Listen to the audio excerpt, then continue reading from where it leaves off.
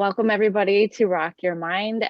This is season 2, episode 1, and I'm Rodasi Campbell. Welcome. I want to invite you to bring your full presence here right now, your full attention, because this is where your body's at, and you're not in the past, you're not in the future. You don't need to go through your to-do list. Just give yourself the nourishing bath of being present right now. And we're so excited to have you, and we're so excited to have your presence as I bring forward my guest today, who I just love, respect, and admire so much. And this person is a singer-songwriter and producer, but also a really soulful starseed. I feel that he's an authentic human being, and that's why I invited him on today. So welcome, Jake Allen. Hey, Rodasi. Thanks for having me. Yes, brother, definitely. So I first met you some years ago now. I don't even know how long ago, and just felt such a beautiful connection with you, and seemed to be reciprocal, and somewhere in that fabric of kindred spirit. Yeah. Yeah, absolutely. And beyond that, there was something that has always been true for me, and that is an admiration for people who are living their purpose. And at some point I realized that, because of what I do in the path that I've been on, it's been important for me to watch other people who are blazing that trail and following their purpose. And I see that in a lot of musicians and artists. And I just wonder if we could start there today, if you would be willing to just talk about that fire in you, and both how it's how it's really been a guiding force in your life, and maybe what you've noticed when you're not following that. Yeah, absolutely. So I kind of knew I had that eternal burning flame, as I call it, to really follow a higher purpose. Started to kind of emerge when I was maybe 13, 14. I had always played music and different instruments and stuff like that, but I'd never been super serious about it until that point, when I realized that I could. It was really when I started singing and realizing that I could kind of alchemize things that were going on in my life into a thing of beauty. So any struggles I was having, I started to write about them and started to sing about these problems. And that was when I was like, okay, wow, this is, not only do I feel so much better and like it therapeutically kind of pushed me through this issue, but now I have something to show for it as well. And just experiencing that for the first time really got me more and more excited to just keep doing it. And then I think around, age 14, 15, maybe, I started to make my first kind of what I would consider my first real recordings, and that was when I was like, okay, I think I want to do this for the rest of my life.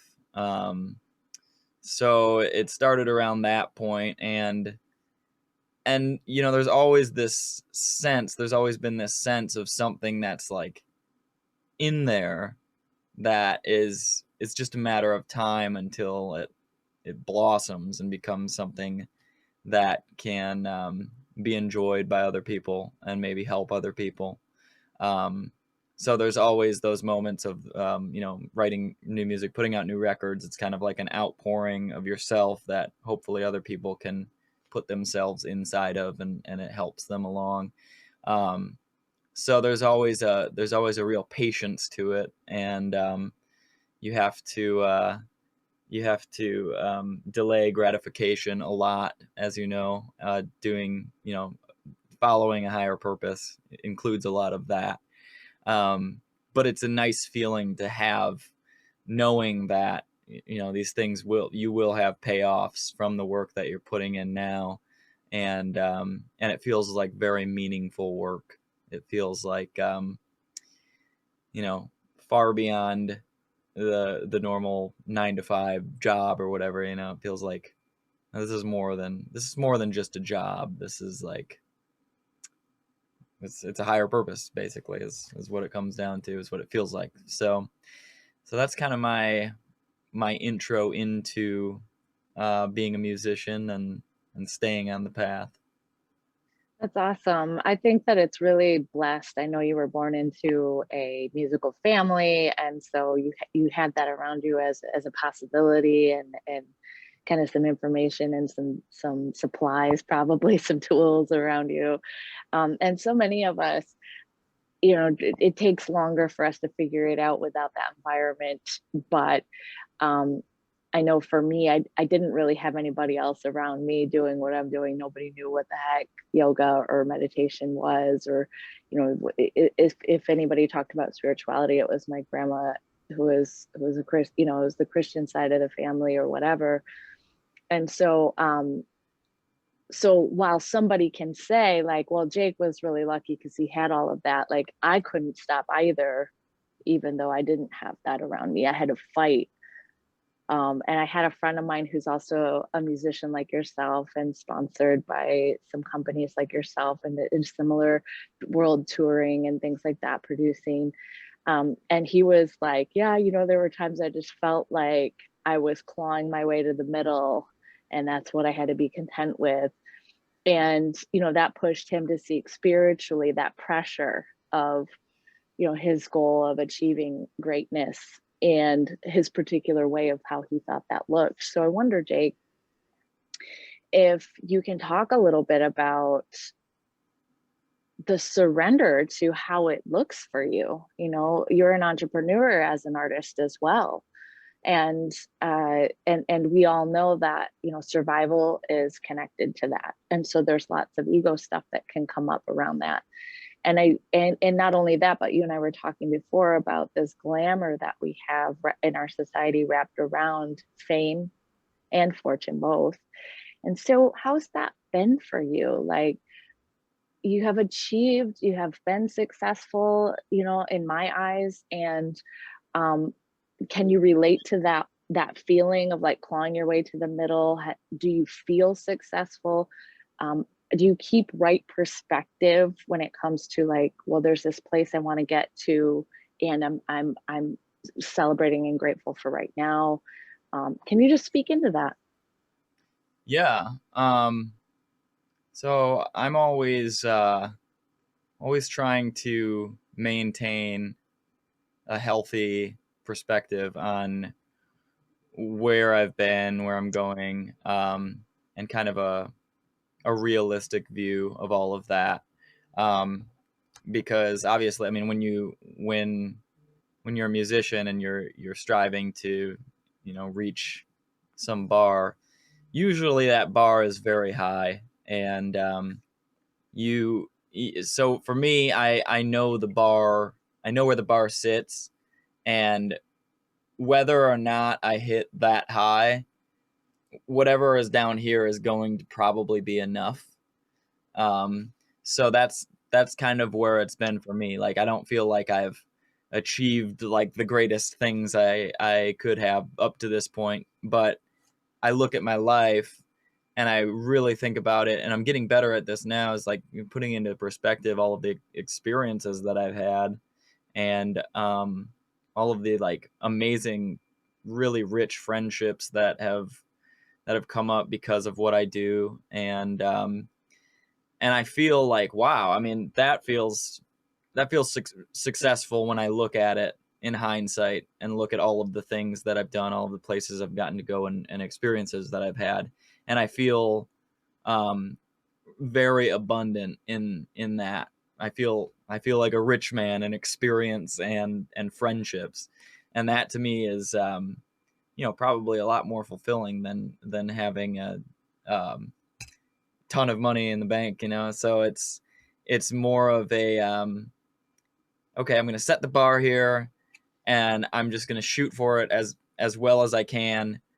And then just the mere shooting for it, just the path itself is really the payoff. And striving for something better always magnetizes things that you probably need even more so into your life, and experiences, and even struggles that might do you good. So yeah, I think overall, if I just were to say off the cuff, I'm not necessarily happy with where I've landed this far. When I peel back the layers and look at it deeper, I can say, wow, I've actually done a lot of things that 10 years ago I would have said, there's no way that's going to happen, Um, so yeah, that's kind of where I'm at right now. That's awesome, Jake. I mean, those, I think this is in part what drew me to you, and the like attracts like and recognizes like, and for better or worse sometimes. Right. But there is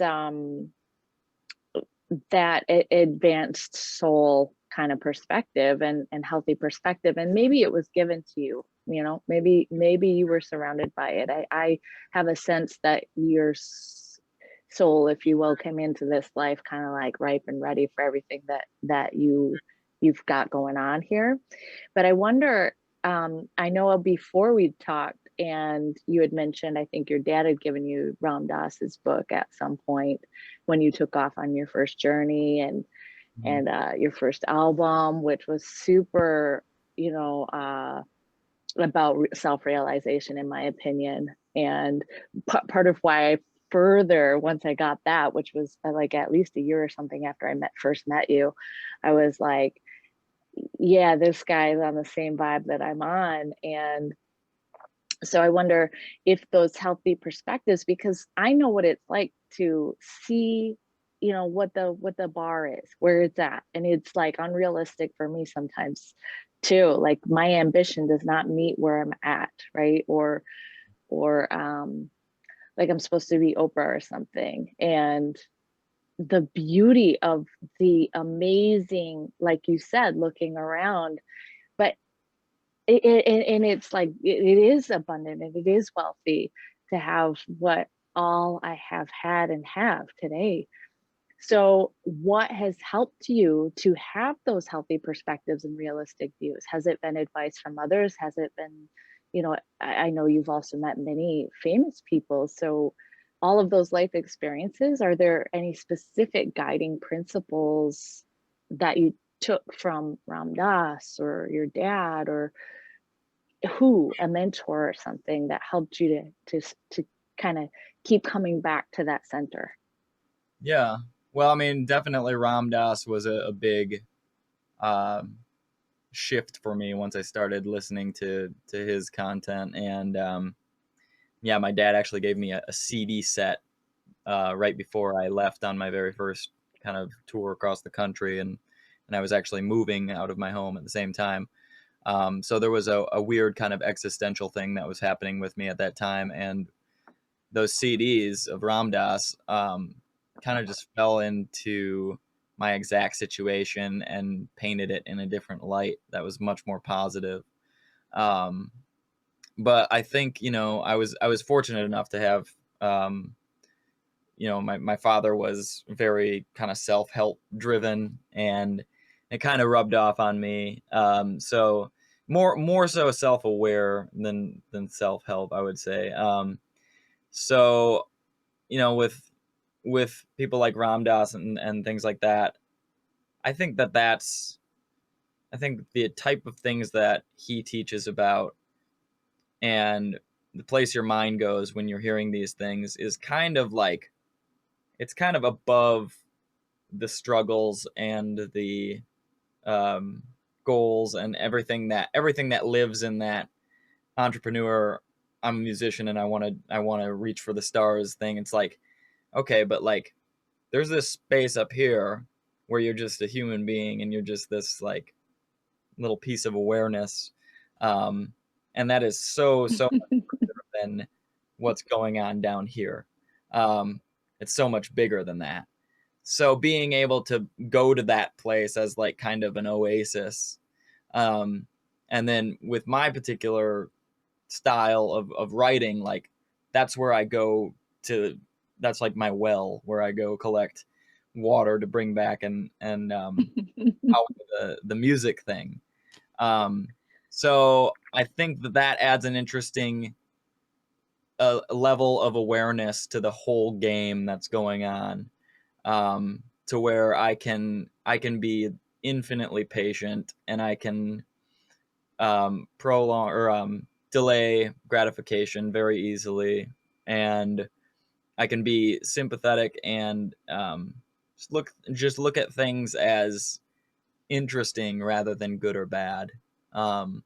So I feel blessed to have that kind of, spiritual side mixed with music, and putting the two together. It feels like kind of a bulletproof system in a way, I could see that. I could definitely see that because I know other musicians who don't have that spiritual foundation, or and not overtly anyway, you know. Yeah. I believe that probably all creation comes from that well that you're talking about, but you can go there unconsciously and you can go there consciously. Mhm. And I think that you have access to it pretty consciously. So it makes the difference in somebody being, like it's an obvious war against the world kind of energy, Yeah. or like I'm fighting to get, whatever. And that's not just musicians or artists, but it's anyone. So, well, that's beautiful. Thank you for sharing that. I know, as you talk, um, I know that you've had the pleasure of meeting plenty of famous people and working alongside of them and seeing the nuts and bolts and the realities and the real minutia in your own life with other musicians and people maybe like who have been at that bar, that you were talking about.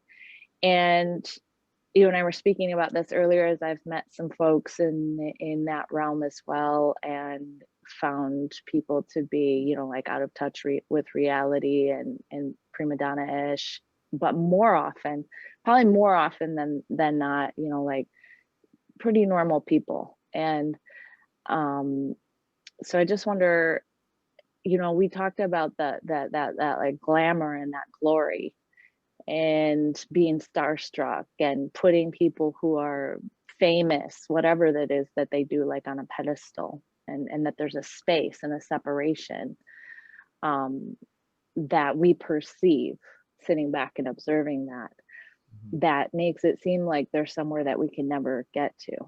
And I just wonder if you could speak into what your experience is of that space relating to, and especially people in the entertainment industry, but also personally for you, because there's probably a healthy amount of space that needs to be had between you and your audience or your fans. So there's that like unrealistic space, like being out of touch with the reality is what I'm going to call it.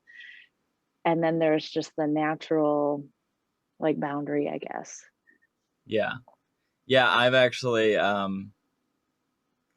I've struggled with that a bit in the times where when it comes to being accessible, I'm just a normal person like anybody else, so I just communicate with my fans and stuff as such, and sometimes to a fault, I would say.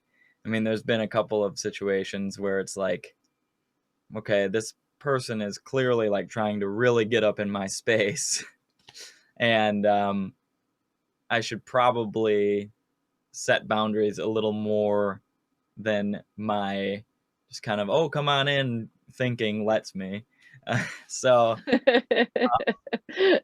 yeah, and so I know how that feels to receive that. I know how it feels to maybe feel that way about an artist. Like we were talking about earlier, I think I used to be prone to getting starstruck much more than I am now.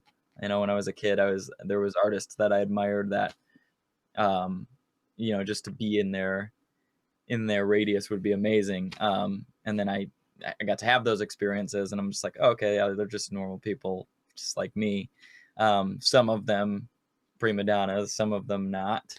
And I've always made it kind of a fun game to find the ones that are prima donnas and challenge them, realizing that they are the same as everybody else. Yeah, I mean, I think there is a healthy amount of space, whether or not I practice it. I know that there is. It's just a matter of being able to give your fans authentically and genuinely, while maintaining what's comfortable for you. And I mean, I have too much patience, so what's comfortable for me is pretty much anything. So so I need to just probably just kind of think of it more intellectually, and just like, as like, okay, this is what a normal person would, this is the normal amount of space a person would put between themselves and this person trying to get into their space. And just kind of, I need to work on it, is what I'm saying. Well, thank you for being honest about that. And I mean, I'm a very open and touchy-feely, lovey, muse-like person, and I have gotten into a lot of trouble over that, you know. Yeah. So I've had to learn with men and women, you know, people are hurting, people are hungry, people have different lenses that they're experiencing life through. I mean, I can't tell you how many times I've had guys be like, oh yeah, I'm into meditation. Hey, you know, like wink, wink, like let's go out. and um and that's, you know, as humans trying to find a date or whatever, it's like it's wonderful to be captivated by whatever is beautiful, whatever is alluring, whatever is attractive to us. It's wonderful to be able to enjoy that. The arts are a big place for that, you know. When someone is expressing their soul, when someone is following their passion, there's nothing that's more attractive. And I've had to learn the hard way, or whatever I've had to learn. It's not it had it's been very uncomfortable at times. People with mental illness, people with addictions, people who are just straight up liars, you know, people who have zero boundaries, men and women. And so I think it's really important to check yourself if you're a fan, you know, like just, hey, calm down. And also for us to, yeah, I mean, it doesn't make somebody a bad person if they're like out of it and they're like trying to get all up in our space. But for me, it's been important to practice and to ask for help with, how do I set this boundary even? Right. But speaking of that, Jake, okay, I'm gonna I should know these lyrics by now, but you guys won't be able to see me for a second here. So Rush is one of my favorite bands, and I was talking to Jake about this earlier. So this is the song Limelight, and I've often, I love this song, but as I've gotten like more and more out in front of people, it's become more real to me. Okay, so living on a lighted stage approaches the unreal for those who think and feel in touch with some reality beyond the gilded cage. Cast in this unlikely role while equipped to act with insufficient tact, one must put up barriers to keep oneself intact. Okay, so this is like for me kind of what we were just talking about. And um I love Rush so much, and their lyrics, I mean, they're really special to me for different times in my life. I wonder if you can see in yourself the inspiration that you've had from other artists, those that you've admired. And I know that now you have a few of them in your life, people that you've really respected and admired, and they're like, you know, you work with these people now. That recognition that that's something in you that's trying to emerge. Yeah. Yeah, absolutely. I mean, and the cool thing is, I've been uh, I've been in the what I would call the incubator for so long, um, trying to refine my skills and really working hard to meet the bar that I've set for myself. That I've developed so many skills now that I they weren't certain areas that I've had to develop, and certain administrative things and things with graphic design and things with recording and stuff like that. Like I've never had the means to really hire those things out, so I've always just kind of done them myself. So now I've just become kind of this like I've developed a kind of knowledge base that people who maybe did have things kind of given to them, um, they didn't really develop. So like some of these people that I get to hang with and work with now, who may have been successful in some way, um, they might not have those skills. So they look to somebody like me and they're just like, wow, okay, this is really helpful for me because I just kind of like skyrocketed up to this platform up here and never really like went through the boot camp that you went through, and so I have a lot to offer to people now that's actually of value.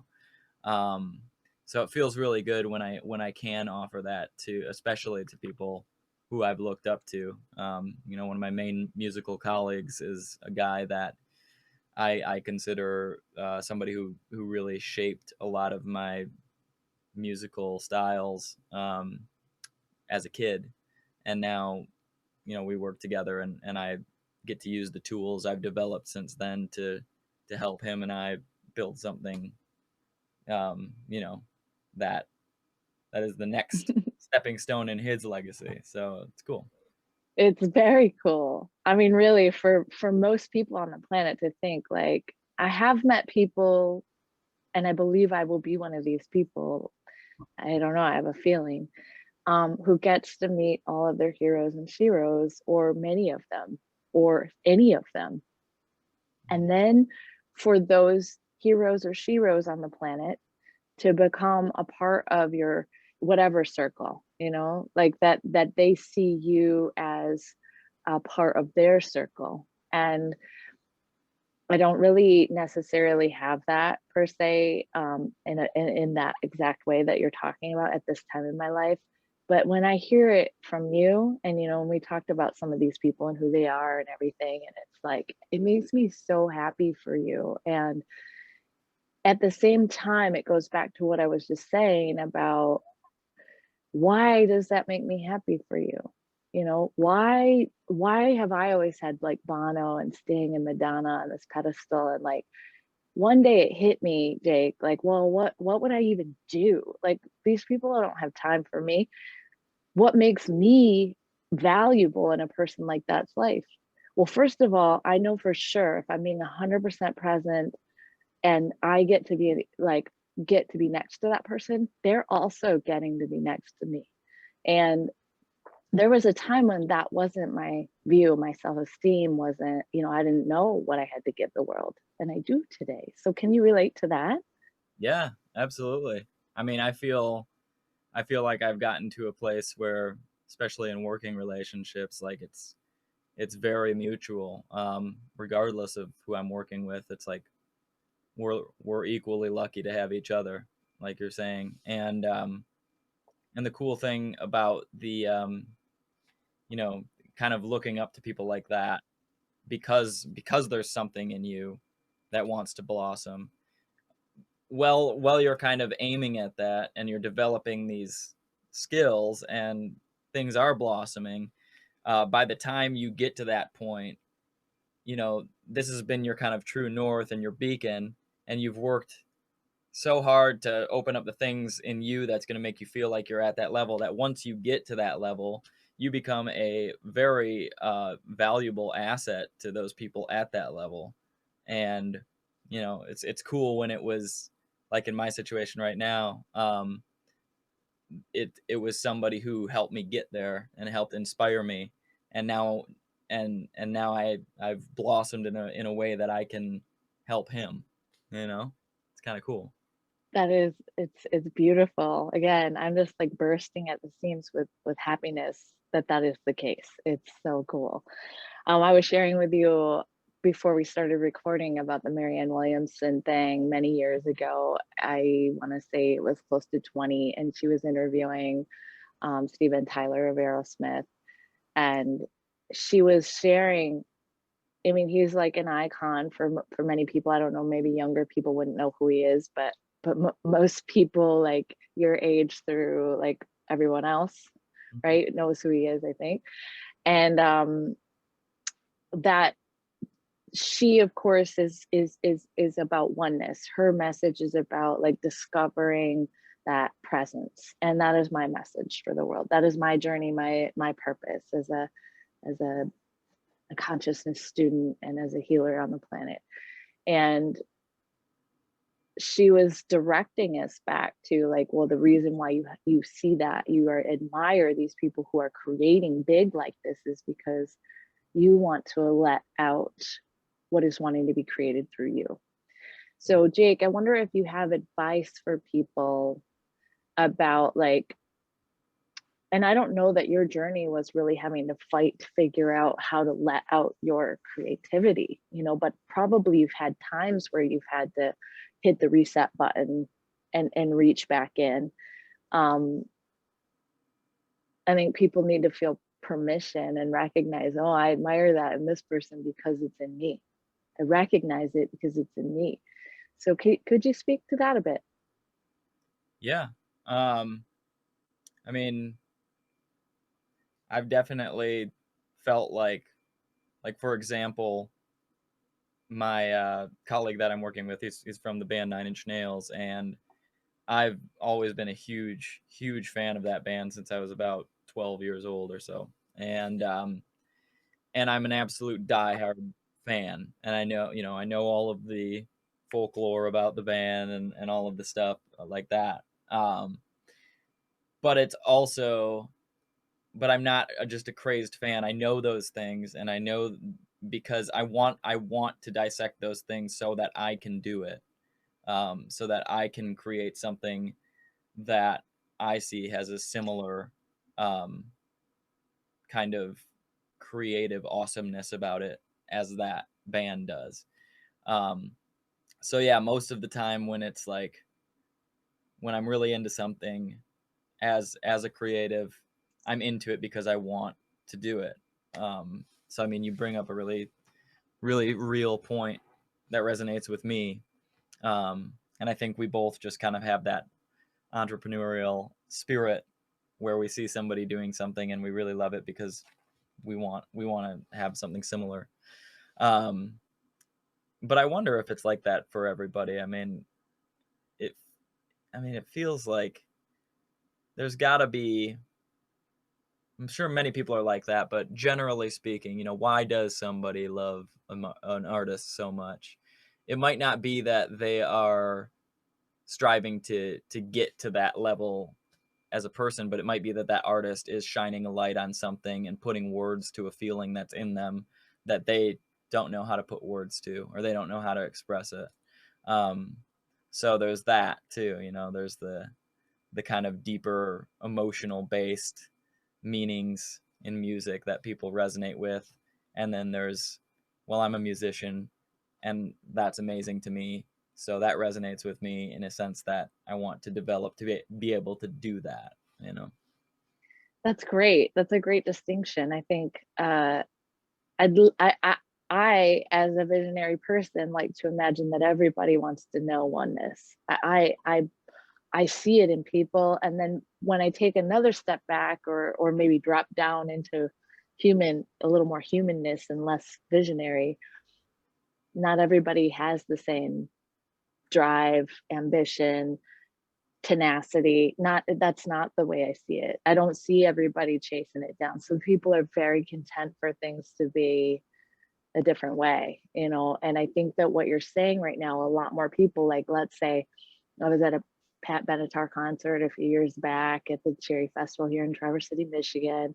And I stood way back and I like to watch the crowd. Now, I love Pat Benatar, you know, and she was lovely and not anywhere near as animated as she used to be or whatever, right? Like it's many years now since those songs came out. But the whole crowd, like I walk up and down the crowds and I look at people who are there before a show starts, and I check out who's working on the stage, and I'm taking everything in, like who's back there doing what is the bouncer guys or whatever, the security dudes, sometimes there's females. And then when the music starts, I love how I know that there's like a bunch of people in the crowd who would have divisiveness in their religious or political views, let's say.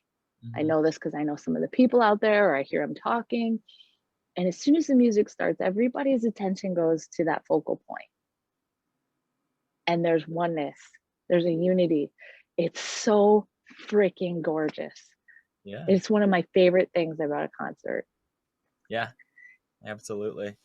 And it's amazing, not only being in a crowd, but also as somebody who's been on stage, it's an amazing feeling to feel that, to feel the oneness that you're kind of helping to shepherd into the room. I played drums for a long time in a band called The Cookies, and it was very, very dance-oriented music. And yes, I've danced to the Cookies a couple of times. It was very good. yeah, and that was like always kind of like there were really palpable moments of like transcendence a lot of the nights we played, because it was like you just look at the dance floor and you look like I'm just watching what's happening with my body, and my best is up here we're all kind of like just kind of summoning in this groove for this room of people to all get into, and it's like a spaceship, it's like, oh, this is feels very unifying. And it really, I mean, you talk about people with different political beliefs and religious beliefs, and I know a lot of the people in the crowd, and I see them all out there together, even if just for a split moment, all that stuff just kind of fades away, and they're just very much in the now. And it feels amazing to help kind of facilitate that in a room, you know. Yeah, I do know a bit. I do know what that's like a bit. Yeah. As a teacher, as a person who receives the focal point of people's attention, and I do know a little bit. I also was on stage for a short time in my life, and there was nothing like that. I mean, whew, pretty incredible. You talked earlier about the therapy, how, and I've heard you say this before, but like the therapeutic element of being the artist and creating music as a therapy, but also how it's a therapeutic element for people. So let's say I'm looking through the crowd. I know that most of those people are not on this existential, spiritual consciousness journey that I'm on, right? Most people don't have the experiences and the perspective that I live inside of every day. And they don't want to, they don't care, It's fine. which is totally cool. I mean, it's totally cool.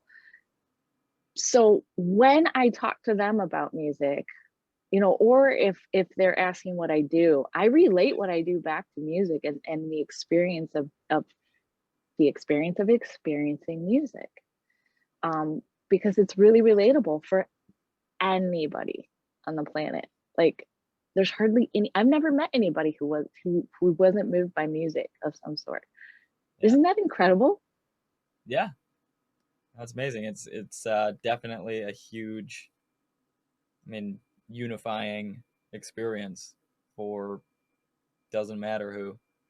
I'm trying to think if I've met anybody who doesn't like music. I don't know if it's possible. I mean, even if somebody doesn't like music, I think at some point in their life will catch them tapping their foot to a song.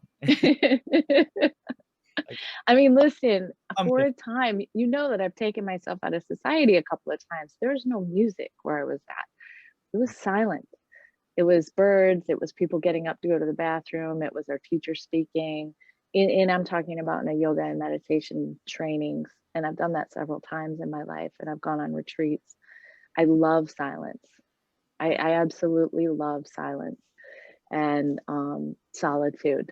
But I also, the way that things have shaped my life and helped me to feel like maybe I can keep going one more day. Maybe I'm not such a freak. Maybe I'm not alone. Oh my gosh, this song totally gets the immense pain I'm experiencing right now, whether it's a loss of a relationship or a loved one, through death or something. Um, my, mental health stuff or addiction or you hear a song and it's not just telling you about the experience you've been having, but like the cookies, for example, it was like this, was it like top 40 music from all the ages, and it was super danceable and super groovy, super funky, like getting down. Yeah. I mean, what better medicine is there than, like, you know what, forget about all of the crap, like let's just shift our vibe. Yeah. It's hard to beat. So when we last spoke in front of people together, there were several people who reached out to me to say that you're sharing your perspective and your journey was healing for them. There are a lot of people who are feeling right now trapped, isolated still at this point on the planet with the pandemic. And I think that people can feel that way anyways without a pandemic. It's just been like, the issues of addiction, relapse, mental health issues, and things like that have been exacerbated. And I shared with you that there were a couple of people who said that they regained hope through that. And you were like, that's what I'm talking about. Yeah. So I want to know, Jake, if you could speak about, and then we'll wrap up after this, but I wonder if you could speak about what what part of the music, and we'll talk about the different albums, but this is Affirmation Day, and affirmation means some different things to me.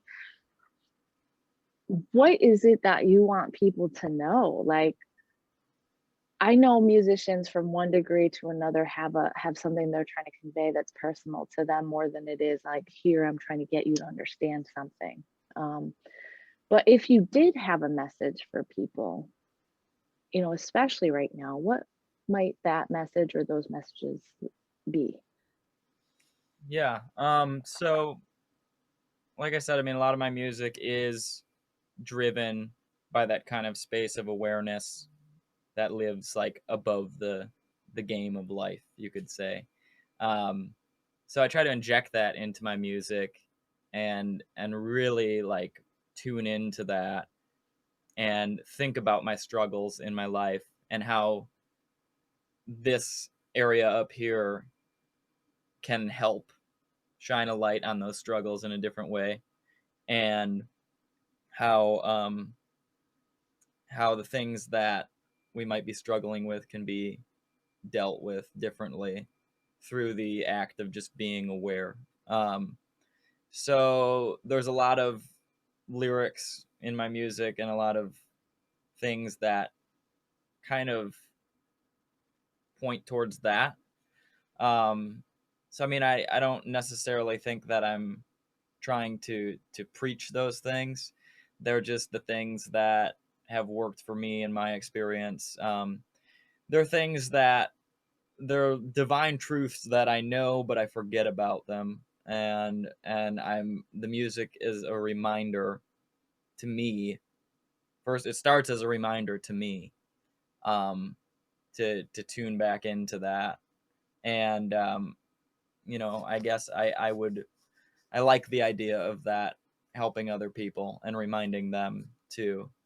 Um, but I mean, people consume music for all different reasons. So if somebody isn't in that place mentally, if that's not even on their radar, then you know, maybe they interpret the lyrics in a totally different way, which a lot of times they do. That's totally cool with me too. It's like whatever they can harvest from that music that helps them or that gives them any sense of enjoyment whatsoever, even if it's totally estranged from my original intention for it. And that makes me really happy. Nice. So Affirmation Day came out, and this is this your third or fourth album, Jake? So that is the fourth album. My discography is kind of debatable because there was one record that I released back in 2008 that after a few years I kind of pulled it off the shelves and discontinued it.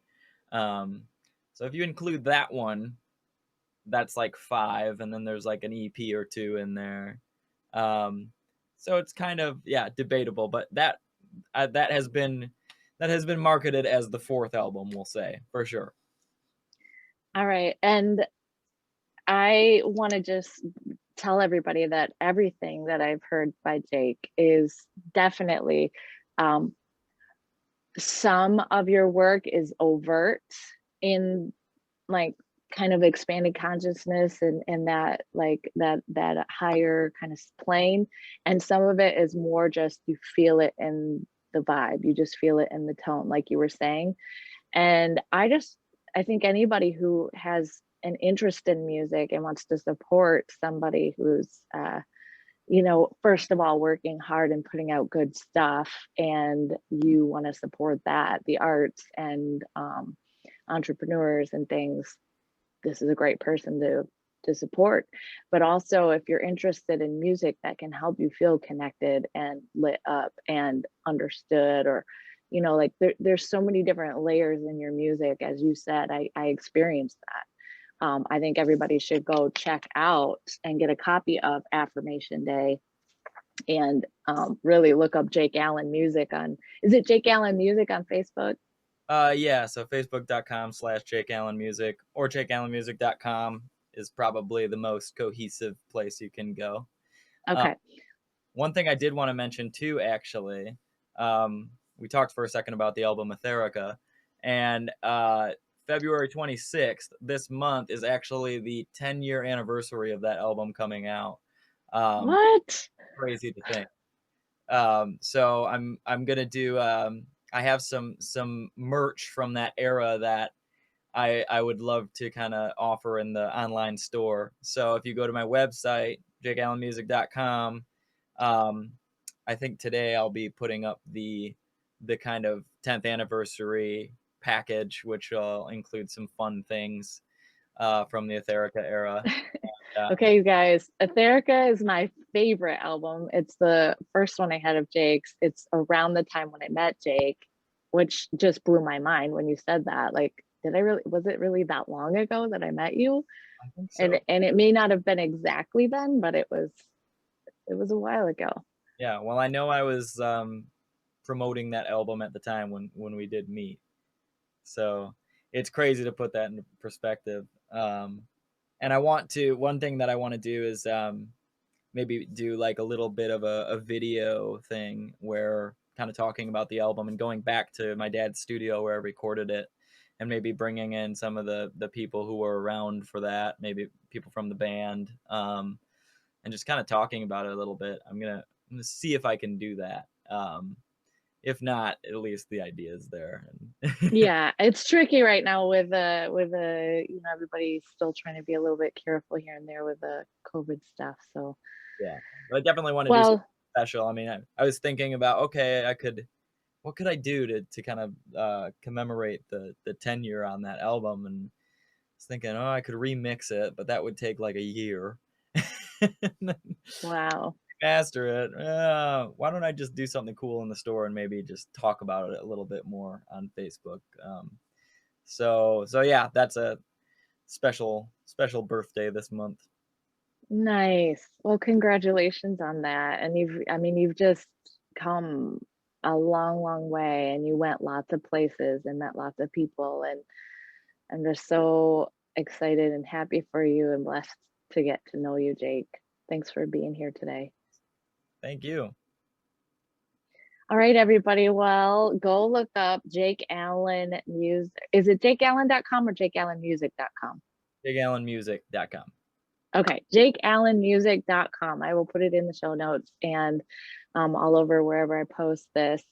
So please go check it out. And you can give his Facebook page a like as well. And check out Affirmation Day, check out Etherica, check out, what's the one in between the moving? Oh, Deviant Motions. Deviant Motions. I knew it had something to do with movement. And just link in, people. Give us a like, subscribe if you haven't already, stay tuned, and remember to just keep coming back to this right here where your body's at. Just keep coming back to this when things are boring, when things are overwhelming, when you don't know what else to do, and even when things are really good. You know, give yourself even more of your full presence. Thank you so much for your time. Look forward to seeing you next time.